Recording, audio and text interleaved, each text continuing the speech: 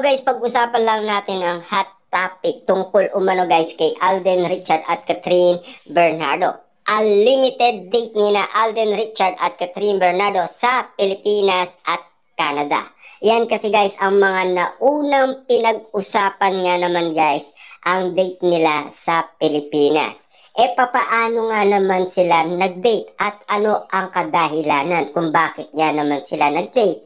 Kasi guys, anniversary ng Katniel at nakipag-date si Catherine kay Alden Richard. At saan sila spotted nga naman? BGC guys at kasama pa si Alora. Kita nyo na nga naman guys, di ba? Ibig sabihin, ang kadate ni Catherine Bernardo ay si Alden Richard at hindi si Daniel Padilla. Ibig sabihin guys, nanood daw sila ng sine at kumain daw sila. Ibig sabihin, nag-dinner date daw sila. Diba?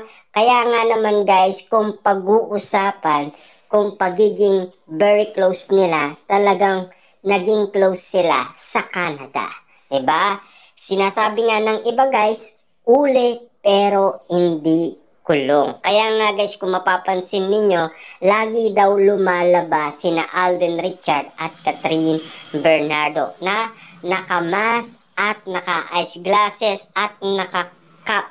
Ibig sabihin lang nito guys, nagdi-disguise sila para hindi sila mahalata. Pero guys, take note kasi matatalas ang mga fans at mga netizens. Dahil kitang-kita naman natin kasi guys, na spotted silang napicturan ng ibang fans at mga netizens. Ibig sabihin guys, parang nakilala or naamoy sila ng mga matatalas ang mga mata. Diba? Kitang-kita naman natin kasi guys na Alden Richard at Catherine Bernardo madalas nga naman kasing lumalabas. Ibig sabihin, magkaibigan lang ba sila? Diba? At kung yung nangyari sa Canada guys, ay spotted nga naman silang lumabas. At siyempre, pinaliwanag umano ni na Alden Richard at Catherine Bernardo yan kay MJ Filipe. Ibig sabihin, pinagtapat naman nila. Diba?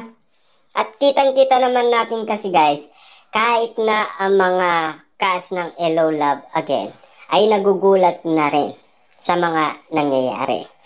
Kahit na guys yung mga ibang mga netizens guys na hindi naniniwala umano guys kina Catherine Bernardo at Alden Richard kung bakit nga naman daw promotion lang ang ginagawa nila. Wala pa nga silang movie, talagang spotted na ang pagde-date nila. Kasi yan ang laman dati ng social media na madalas pinag-uusapan, pinagkakaguluhan, at siyempre, lagi nga naman viral yan at trending na trending ang balita. Kaya nga naman guys, sinabing hot topic, diba? At lalo-lalo na guys, marami na umanong nagtataka at nagugulat sa mga nangyayari. Pero take note guys, nung lumalabas sina Alden Richard at Catherine Bernardo, meron pang nauna kasi guys kay Alden Richard, Jericho Rosales, diba? Unang meet nga naman kasi guys ni Jericho Rosales sa birthday pa ni Johnny Manahan, diba? Siyempre, ikalawa, lumalabas sila at siyempre, meron pang naispatan sila nagja-jogging umano sa Marikina Complex. Ayan, guys yung kay Jericho Rosales yun, para at least malinaw, diba? At yung kay Alden naman guys, diba? Napakalinaw naman nito. Kasi alam naman natin na merong mga legit na marites na pwedeng magsaad sa atin ng mga katotohanan. At lalong-lalo na guys, yung mga bagong cast na pilit nilang pinagdudutaan ang lagi kasi nilang sabay kung magpahinga, sabay kung kumuha ng tubig at sabay kung kumain. Diba? Kasi nagugulat na rin sila at nagtataka at nagtatanong na rin sila kay Joros. Siyempre guys, alam naman natin guys, lahat ng tao ay pwedeng magtanong. Kaso nga lang, alam naman natin na nagsalita na si Catherine at Alden Richard na magkaibigan lang sila. Pero, ayaw maniwala guys ng mga fans 'di ba? Mga Cat Dem Fans Club, 'di ba? Ano ang sinasabi nila? Ang iba, umamin na sila. Ang iba, maging sila. Ang iba naman guys, magpakasal na sila. Kasi lahat naman guys ng mga Cat Den fans, may mga resibo yan. Kung babalikan ninyo guys sa mga Cat Den fans sa kanilang mga social media account, makikita ninyo lahat ng mga resibo. Ibig sabihin, pinang-aawakan nila yan. Ibig sabihin, meron silang ebidensyang pwedeng magpatunay na kung ano ang ginagawa ni na Alden Richard at Catherine Bernardo. Siyempre guys, no, kung unlimited nga naman yan, mas unlimited nga naman guys ang ginawa ni Alden Richard sa Canada. Diba? More on flowers kasi guys ang sorpresa ni Alden Richard kay Catherine Bernardo. Kaya nga naman guys, pilit itong binubuksan at pilit pinapalinaw kina Catherine Bernardo at Alden Richard na animo kasi guys, alam naman natin na pinag-usapan na yan at lalong-lalong na guys, siyempre, naging topic na yan ng marami. At lalong-lalo na guys, siyempre pinagpipestaan na yan ng marami. At higit sa lahat, marami nang nakakaalam umano.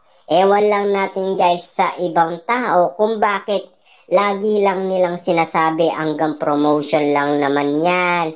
Mag-iiwalay din yan. Pero meron na kasing nauna bago nagkaroon sila ng movie. Diba? Hindi lang kasi guys alam ng iba kung ano ang tunay na nangyayari umano kina Alden Richard at Catherine Bernardo. Kasi guys, para sa atin, malinaw lahat ng isyong nakikita natin at nasasagap natin dahil trending yan guys at viral pa. Kasi pag trending at viral yan, siyempre, yan ay ikakalat umano ni Facebook, 'di ba? Kasi yan lagi ang topic, 'di ba? At lalong-lalo na sa Instagram, YouTube, 'di ba? Kasi guys, saka Twitter, yan kasi guys ang pinaka-topic, yan kasi ang iuulat ni Facebook na mainit na issue today ito. Kasi irerekomenda yan guys ng ibang social media sa iba't ibang user. Ibig sabihin lang yun guys, malalaman lahat ng tao yan. Diba? Alam naman natin kasi guys, no? Kung kapansin-pansin ninyo, lahat ng mga nangyari, medyo marami nang nagtataka at nagugulat. Diba? 6 months ago pa lang guys ang nakakalipas sa mga nangyari. Diba? Kahit na yung panliligaw ni Alden Richard, bistado na rin. Diba? Kasi guys, no, nung nagsalita kasi si Alden Richard sa saksi, yung palang guys, talagang kitang-kita naman natin na parang totoong-totoo yung sinabi niya. Kung ano lang kami, yun din kami. Pero, nung mga nagdaan mga araw na guys, wala na. Diba? Kasi, hindi na siya makapagsalita man guys tawa na lang at coming soon na lang yung sinasabi niya. At sunod-sunod yun guys ikaalos mga interview guys ni Alden Richard, wala na siyang masabi. Hindi na katulad noon guys, meron pa siyang nasabi na what you see, what you get. Diba? Grabe nga naman kasi guys dahil painit ng painit ang mga issue at intriga. Dahil pilit nilang inaabol umano guys ang mga issue na mga nagdaan pa at mga nakalipas pa. Kasi inaakala kasi nila guys na hanggang ngayon mahal pa rin ni Catherine Bernardo si Dane